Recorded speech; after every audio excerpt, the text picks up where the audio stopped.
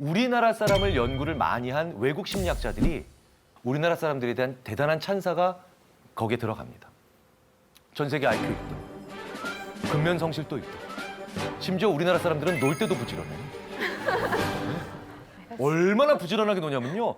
특히 일주일에 하루는 찍어서 몸을 불태우면서 부지런해야 돼요.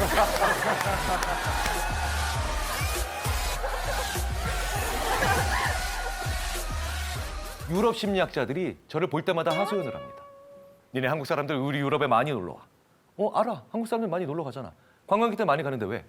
니네 한국 사람들 우리 유럽에 놀러 오면 복장만 관광객이래요. 행동은 근로자래요.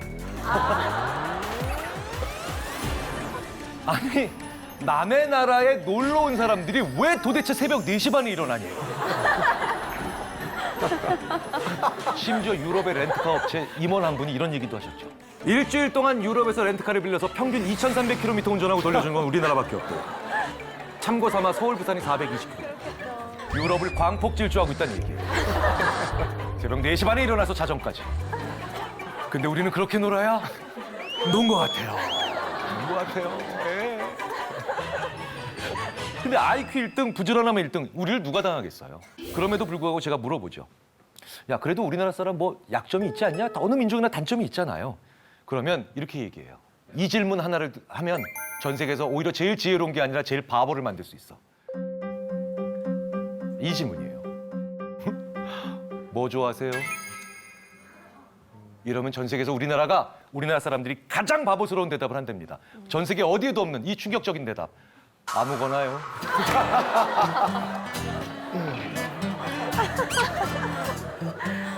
야, 뭐 드실래요? 아무거나요. 어디 가실래요? 아무데나요. 더 웃긴 건요. 그 사람 뭐 좋아하세요? 이렇게 물으면 아무거나도 못 하잖아요. 그래서 그 사람 뭐 좋아합니까? 이러면 잠깐만, 그 사람이 뭐 좋아하더라? 잘 몰라요. 안 떠올라. 근데 그 사람이 뭘 싫어하는가는 많이 떠올라요. 그렇잖아요. 그래서 우리는 이런 재밌는 대답을 합니다. 길동이 어떤 음식 좋아해?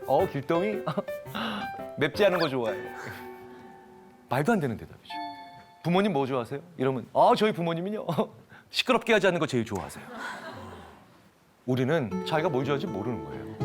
모르는 거예요.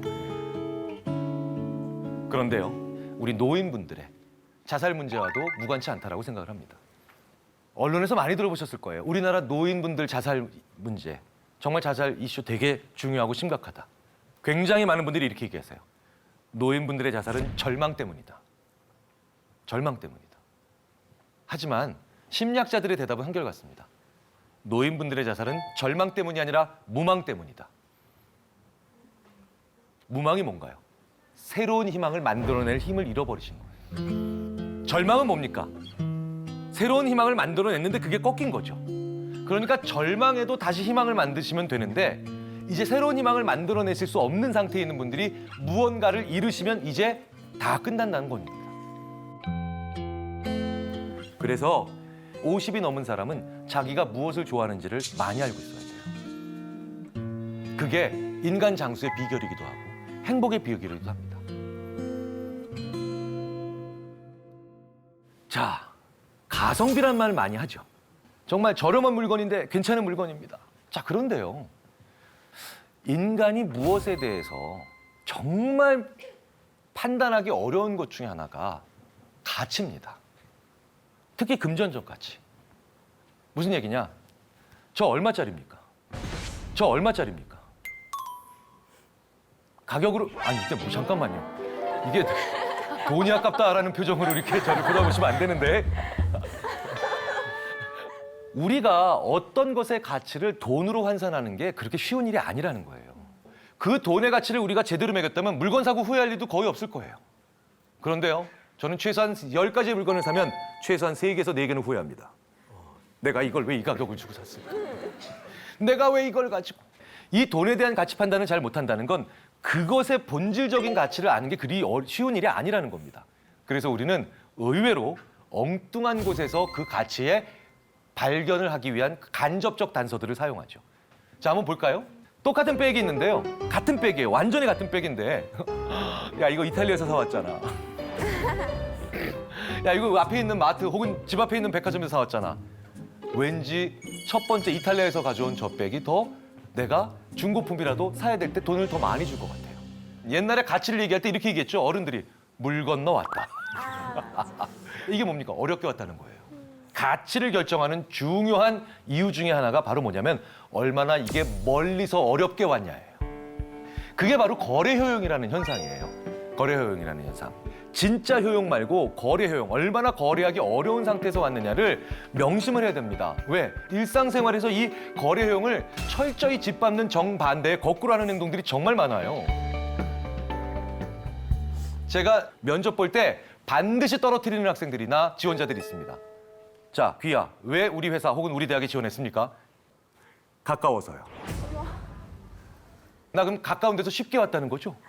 그런데요, 멀리서 온 사람들은 그 이유만으로도 왠지 떨어뜨릴 때 속상해요. 네. 제가 심지어 이런 적이 있었습니다. 제주도에서 온 학생이에요.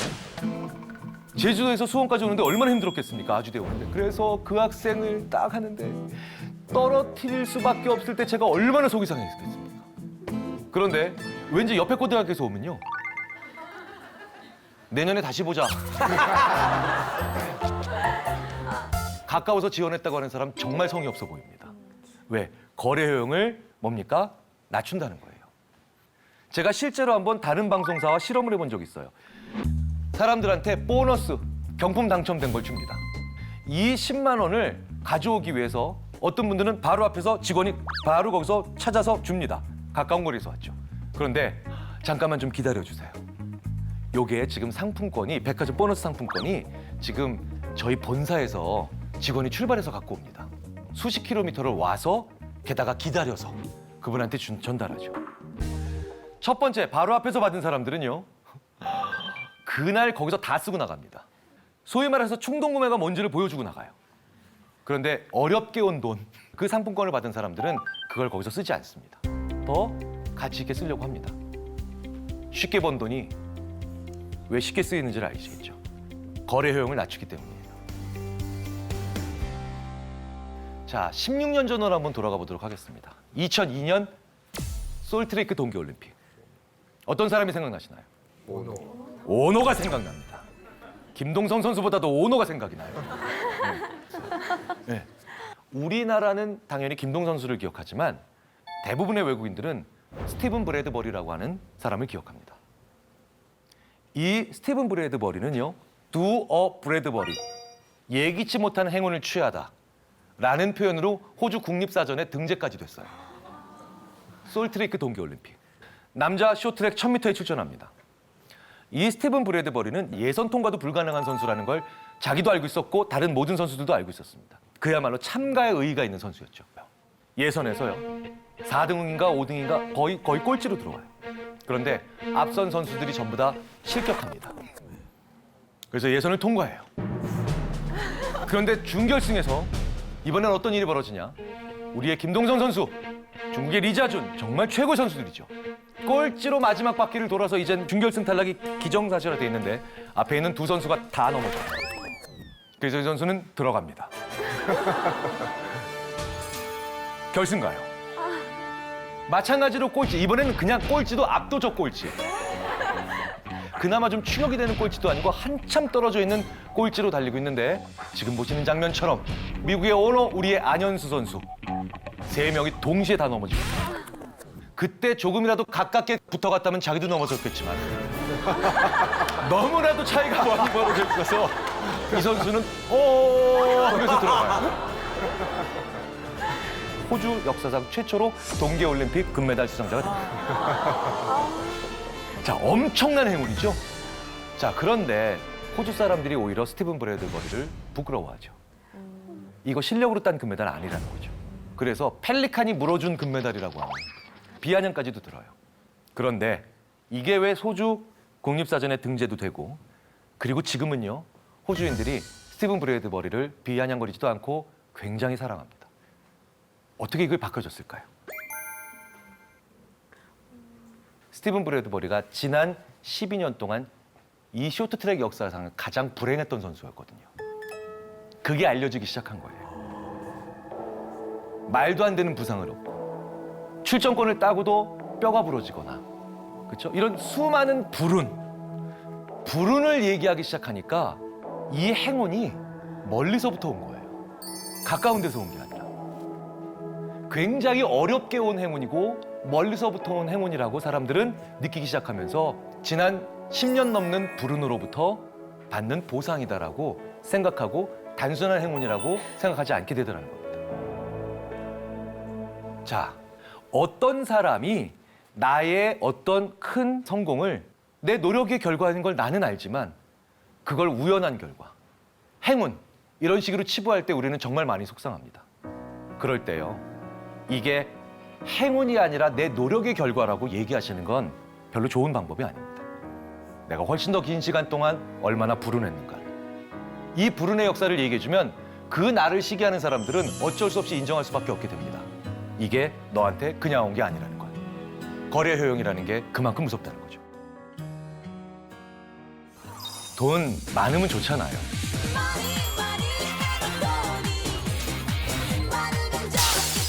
오히려 큰 돈이 역효과를 냅니다. 자기가 어디다 돈을 써야 되는지 모르기 때문에 어느 순간 보면 그냥 없어져 있어요.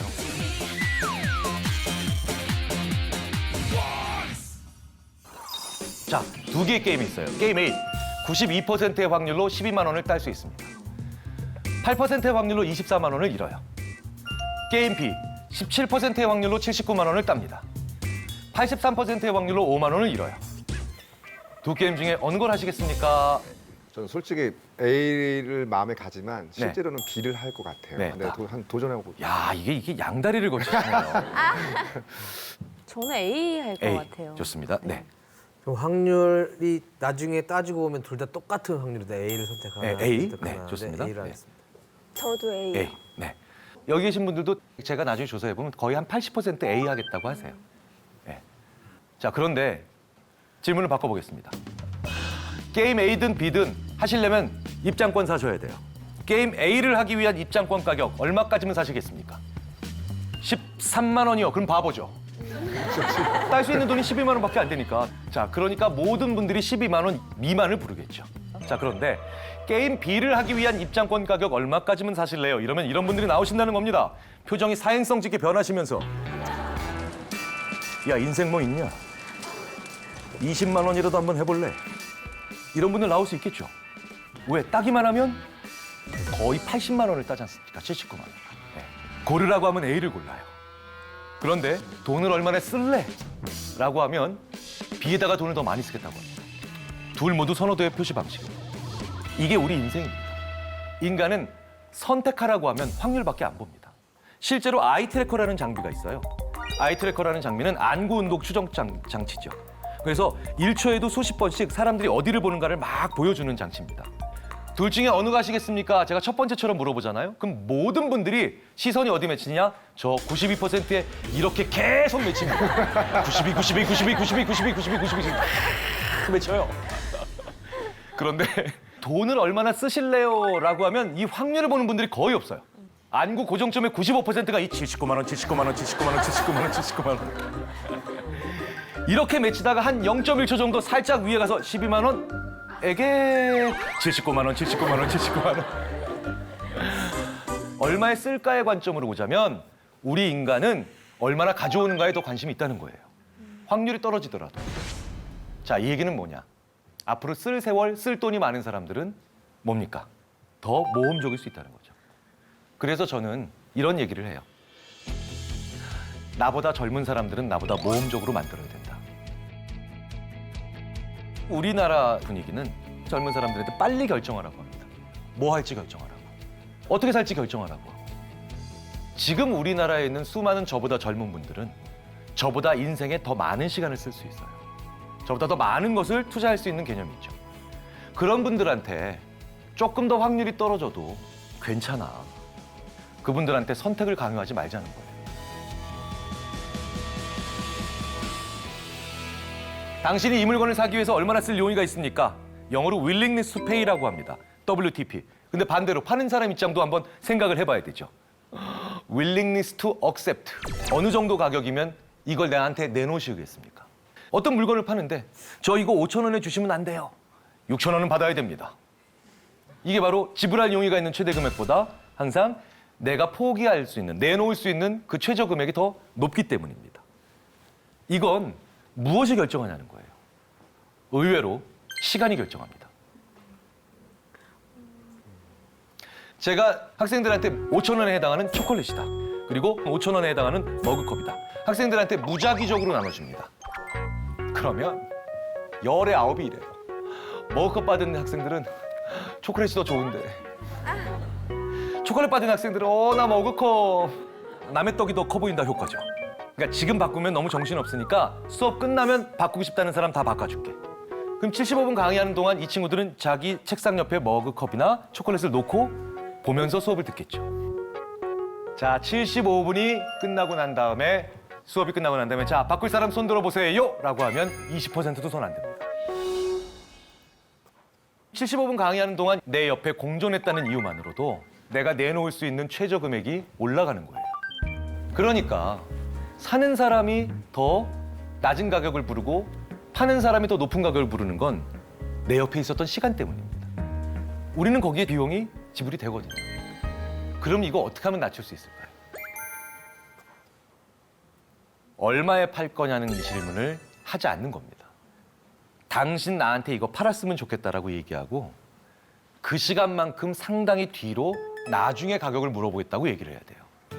지금까지 있었던 시간만큼 혹은 어쨌든 일정 시간만큼을 이제 판다는 생각을 해야만 그 사람은 WTA를 낮출 수 있는 여지를 가지게 됩니다. 기다려주는 겁니다. 이걸 저희 심리학에선 gentle persuasion, 즉 공손한 설득이라고 얘기를 합니다. 여기서 우리가 행동경제학 얘기를 하나 정도 더 말씀을 드릴게요. 중요한 거. 페이먼트 디커플링이라는 현상이에요.